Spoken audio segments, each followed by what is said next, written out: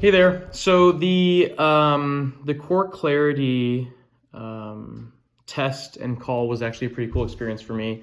I learned a lot about myself. I think what I took most away from it was where I am at when I'm my healthiest as a leader and as a minister, and then cautionary statements. In the packet, I have the packet here. It says. It talks about each thing like communication and woo and ideation. Those are mine. And then I'm sure all you guys know this, but the last bullet point is kind of a cautionary statement, and that one actually helps me a lot.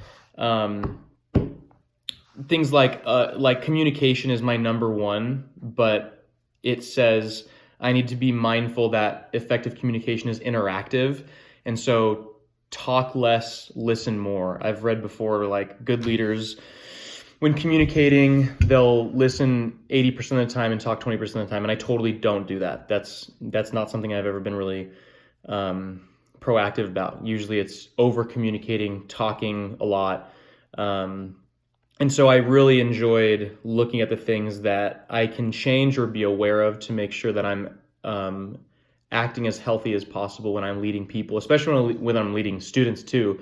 I'm a youth pastor, and so communicating with students is huge, letting them know that they're heard and that they're listened to with no agenda in mind. I'm not trying to change them or anything. I'm just there to listen and give wisdom when it's appropriate to do so. So how did guidance better help me understand my life and myself? I learned how my strengths can be used to make me a more effective follower and also minister. My 5 were communication, woo, activator, ideation, and significance. And then the second question is, how are they shaping my sense of calling? For me, it was really affirming because it shows me that I'm in the right spot. Like all of my strengths match my job requirements really, really well. And so to me, it was affirming that the Lord did put me in this place because I feel like all of my strengths are setting me up to do this job well and to be quote unquote successful in this job.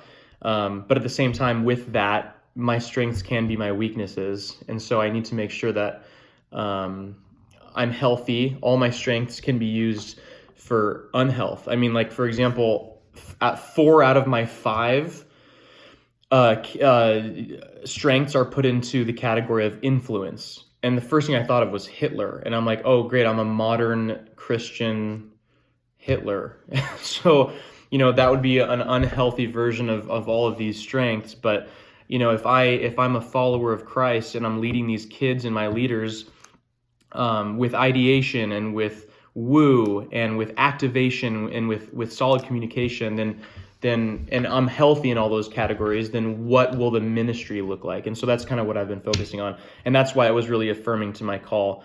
The last thing really I have was, in terms of my calling, was the significance was one of my strengths, saying that like I like to be seen, I like to be heard. And that for me was kind of like a bummer. Like I don't want people to think that the attention always needs to be on me and that I need to be at the center at all times. That's not like a flattering thing. And Michael, my coach, was telling me that oftentimes if someone has significance, someone says, oh, you always need to be on the spotlight. And his response was, well, yeah, so that you don't have to be. And so oftentimes, again, in a healthy version of this, I can be a relief to those people when it comes to responsibility. Like if those people don't want to go up and talk, if those people don't want to go up and share, I don't have the fear of that. And so I can do that and they don't have to. And so not so much using it as making me the center of attention, more, hey, I am decent at this portion and I'm willing to do this.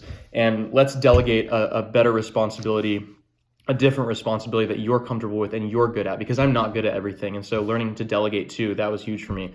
So yeah, overall, it was great. That's my time.